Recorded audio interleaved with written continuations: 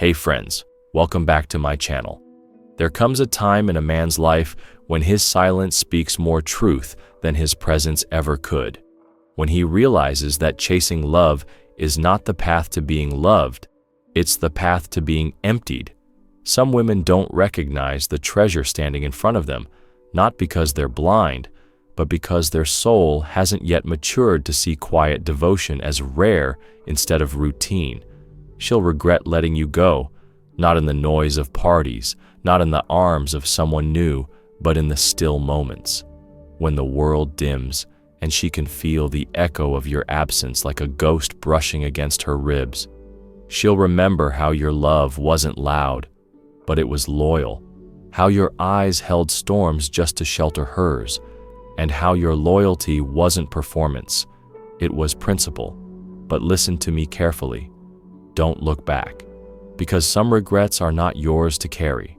You were not made to remain in places where you are tolerated instead of treasured. A woman who trades constancy for confusion will one day learn that affection can be loud, but it's never as enduring as the quiet man who shows up, the man who didn't need to be reminded to care, who didn't withdraw his warmth just to gain power, who loved without using love as a weapon. That man is you. You didn't lose her. She lost a future she wasn't yet ready to understand. And that's not a tragedy, it's a teaching. Marcus Aurelius once said, "Accept whatever comes to you woven in the pattern of your destiny for what could more aptly fit your needs." Her exit was not a curse, it was the thread fate used to stitch you into a new version of yourself, stronger, wiser, more grounded. And while she may one day whisper, "I miss you," into the wind, you, my friend, must keep your feet planted in the now, because there is a difference between love and longing. She may miss your soul, but that does not mean she was ever ready to hold it. So let her learn in silence. Let her carry the ache. Let her scroll through memories and realize that no one holds her hand the way you did. Not just physically, but emotionally, spiritually. Let her miss your calm in her chaos, your depth in her noise, your devotion in a world that confuses being wanted with being respected. But you, walk forward, because real men don't measure love by who stays, they measure it by who shows up, for themselves, for their peace, for their future. In today's video, we're going to uncover 7 unspoken signs that prove, yes, she will regret letting you go. But more importantly, you'll learn how to honor your own path so deeply that you no longer feel the need to look back at someone who only learned your value after you left. Let's go start. Number 1. She took your stability for granted until chaos taught her the cost. In the quiet rhythm of a loyal man's love, there lies something profoundly underrated: emotional stability. You weren't the loudest in the room, you weren't the one chasing attention, but you were consistent, grounded, present, and in a world full of unpredictability and performative affection, that kind of presence is not always recognized until it vanishes. She mistook your steadiness as simplicity. She confused your lack of drama with a lack of depth.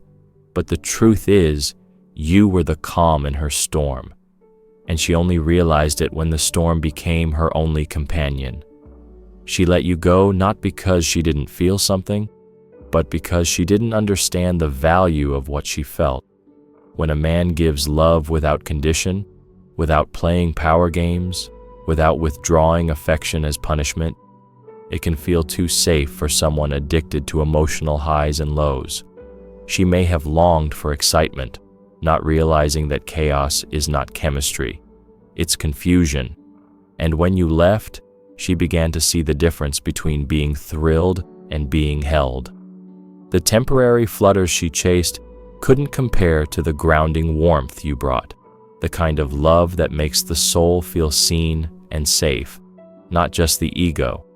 And here's the deeper truth. Women who grew up navigating emotional instability often mistake peace for boredom. If she was never taught what healthy love looks like, she may have unknowingly pushed yours away just to recreate the familiar discomfort of her past. But life has a way of humbling such lessons. The men she'll meet after you, they might excite her, impress her, distract her, but they won't anchor her. They won't understand the language of your silence. They won't protect her emotional chaos with the quiet wisdom you did.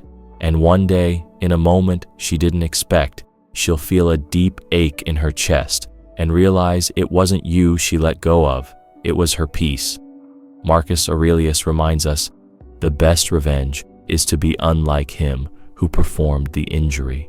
You don't need to prove her wrong. You don't need to perform your glow-up for her to see. Your greatest act of power is to continue walking forward, quietly, without bitterness.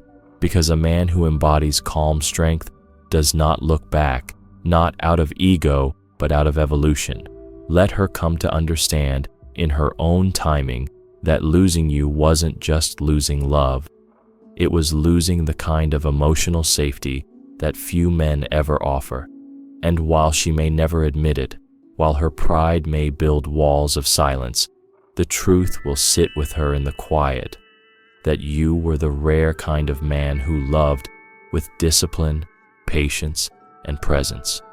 A kind of love that's not easily found again. Let her learn, let her remember, but you stay grounded. Number 2, she misread your silence, mistaking depth for distance. There's a quiet kind of man who doesn't beg for love. He doesn't plead, chase, or try to convince someone of his worth, not because he feels nothing, but because he feels too deeply to reduce himself to noise. You were that kind of man. You didn't interrupt her confusion with constant reassurances. You didn't flood her phone with desperate texts when she grew distant. You gave her the space to choose, thinking that if love were real, it wouldn't need to be dragged out of hiding. But she misread that silence. She thought it meant you were fading. In truth, it was your restraint, the language of a man who respects himself too much to perform affection like a circus act. She thought your calm was coldness. She saw your emotional maturity and mistook it for detachment.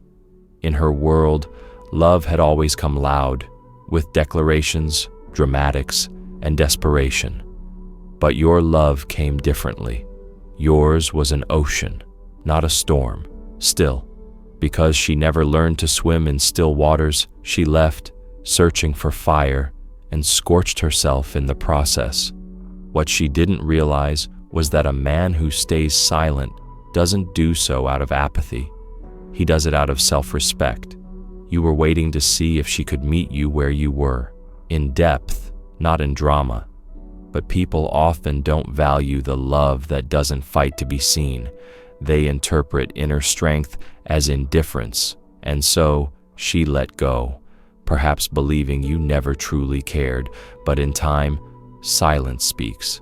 When the men who follow you are louder but emptier, when the gestures are bigger but less sincere, when the presence is constant but the soul feels unseen, she'll begin to understand the quiet way you held her heart, the way your stillness was never absence but reverence.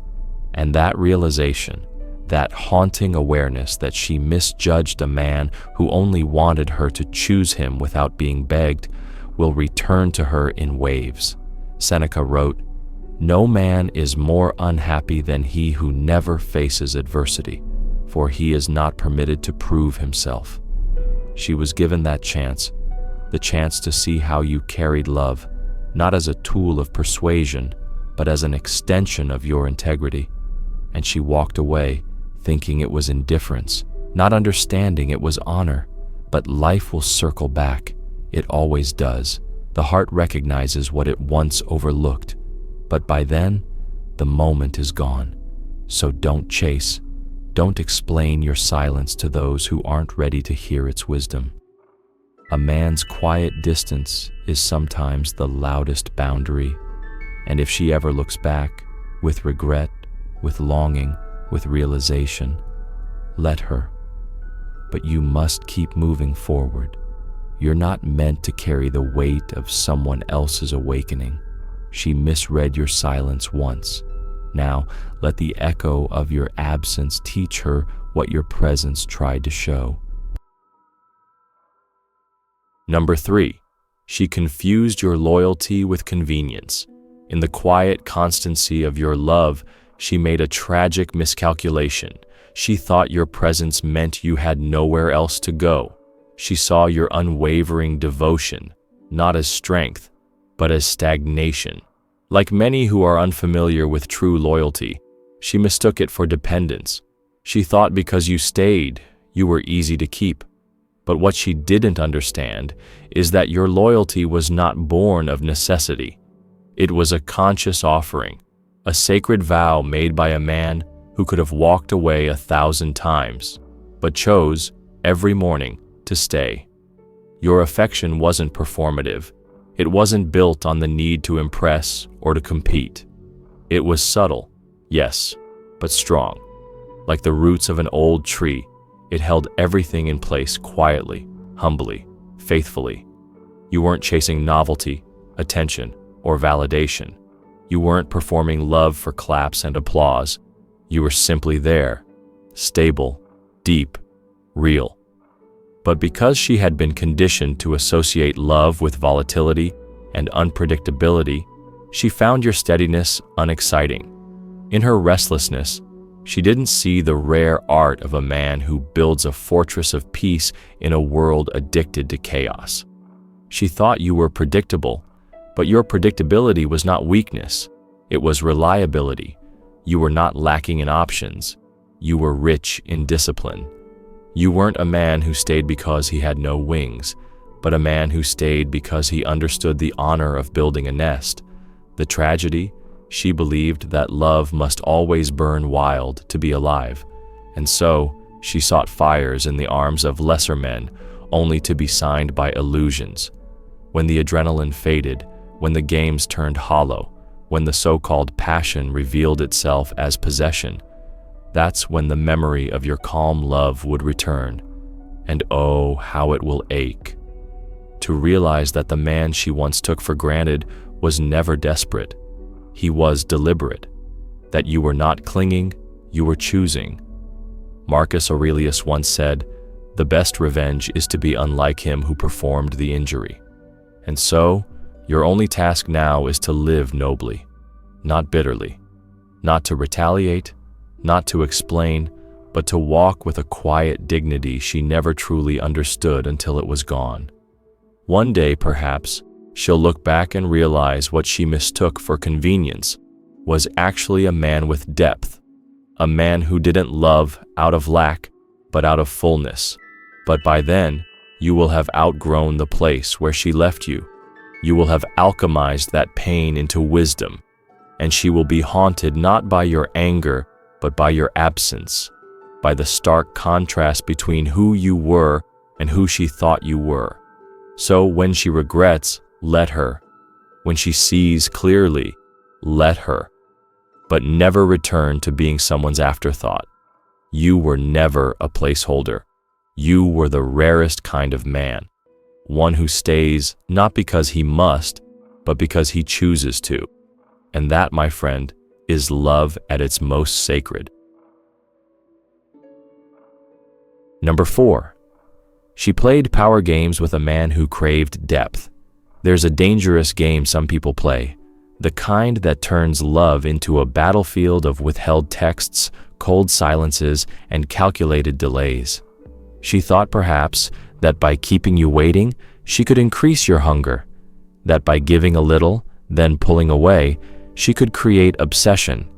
What she didn't realize is that power games only work on men who are playing too, but you weren't. You weren't interested in winning.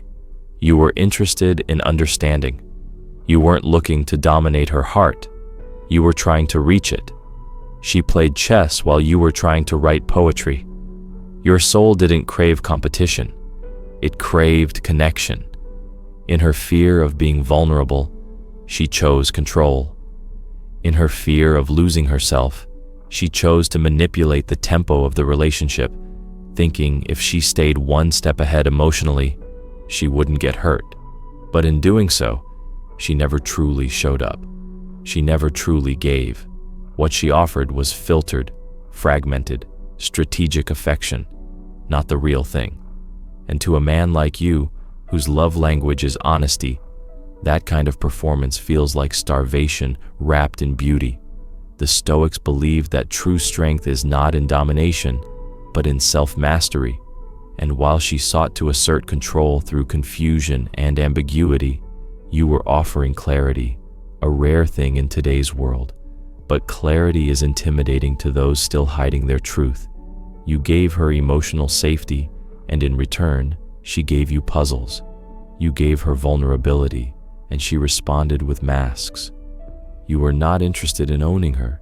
You were trying to see her, but she wasn't ready to be seen. And so, she built walls, not knowing you came with keys, not chains. She thought you'd chase. She thought you'd spiral. She thought your silence would become a scream, but you, in the most dignified way, did what very few men do. You stepped back. You didn't slam the door. You didn't throw words like weapons. You simply walked out of the game because you understood something ancient. Love is not war. It is not a conquest, and it cannot survive in the soil of manipulation. Later, she'll regret that, not just because she lost you, but because she'll see the stark difference between the boys who play games and the man who doesn't, between the ones who react and the one who reflects, between those who chase what is shiny and the man who honors what is real. She will replay the moments she left you on read, delayed her reply just to test you, withheld affection just to keep control, and she will ache when she realizes that all you ever wanted was presence, not power. And the irony? In trying so hard not to lose power, she lost you, the most powerful thing she had. And by the time she understands the value of a man who listens, who stays, who holds space, you'll be elsewhere. Not bitter, not broken, but better. Marcus Aurelius wrote, "Waste no more time arguing what a good man should be. Be one. You were one, and now your path is forward. No backward glances. Let her mourn the man she never dared to meet fully, not because you punished her, but because you evolved past the place where love is a game." Number 5. You were patient with her chaos. She mistook it for weakness. In a world that often rewards immediacy and punishes tenderness, your patience became both your gift and your burden. You didn't rush her to open up. You didn't demand certainty from someone still wrestling with her own shadows. You waited, not out of desperation, but out of respect for the fragile nature of her unfolding. You listened through her storms. You stood still when her emotions came like tides, unpredictable, moody, and wild. But in the quiet chambers of her fear, she misread your patience. She confused it with passivity. She thought your calmness meant you were easy to replace. She mistook your depth for lack of direction. And that will be the root of her deepest regret. The Stoic philosophers remind us that what is calm is often what is most powerful. Still waters may appear gentle, but they carry depth beneath the surface, a depth that most never bother to explore. You were like that. You didn't try to fix her, you just tried to see her, to hold space for the parts of her that even she hadn't dared to meet. You embraced her contradictions. You accepted the dissonance between her silence and her longing. You read between the lines of her emotional retreats. But when someone hasn't known a safe presence, they often mislabel it. She called it boring. She called it too available. She called it too nice. What she didn't understand was that your steadiness was sacred, not soft. You were strong in the most unusual way. You had nothing to prove. You could have manipulated her emotions. You could have mirrored her distance. You could have played aloof to spark her attention. But you didn't, because love, for you, wasn't a performance. It was a promise. And even if she didn't make one in return, you upheld yours. That's not weakness, that's integrity. And it's rare. So rare, in fact, that she didn't recognize it until you were gone. By the time the noise quiets in her life, when the fast connections lose their luster and the dopamine crashes, leave her empty, she'll remember you. Not for the intensity of your texts or the extravagance of your gestures, but for the calm within you, for the safety you offered without needing anything in return, for how you stayed kind, even when she was cold, for how you held out your hand, even when she turned her back. And that kind of memory doesn't fade, it haunts, not as guilt, but as a mirror, showing her the man she let go when she wasn't ready to receive something real. You didn't lose her because you weren't enough. You lost her because she wasn't ready to be loved without condition. She was addicted to the chaos, and you were the silence that made her confront it. That's why she ran.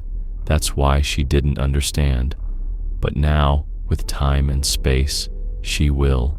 The echo of your patience will thunder louder than any drama she ever chased, and when she sees that you never tried to compete with her chaos, only to love her through it, she'll feel the loss in her bones. But you'll move forward, because your patience is not infinite, nor should it be. A man like you is not meant to sit in the waiting room of someone else's indecision forever. You were not placed on this earth to convince someone of your worth. You already embody it. Let her realize the difference between someone who tolerated her storms and someone who became her storm. One day she will see your gentleness was never weakness, it was nobility, and she let it go. Number 6. She feared your freedom because it reflected her own chains. In the quiet moments when the world's clamor dulls and truth seeps through the cracks of our facades, there lies a profound fear many refuse to confront. The fear of freedom. Not freedom as a mere concept, but freedom as a living, breathing reality embodied by the person before her, you. She saw in you something terrifying, a man unshackled by neediness, unbound by desperation, and unafraid to walk away. To her, your freedom was not an invitation, but a mirror reflecting her own invisible chains. Freedom in love is paradoxical. It is the soil from which genuine connection grows, yet many are trapped in their own prisons of fear, insecurity, and past wounds. When she witnessed your autonomy, your unyielding ability to maintain your dignity and peace without begging for affection, it unsettled her. It confronted her with questions she wasn't ready to answer. Am I enough?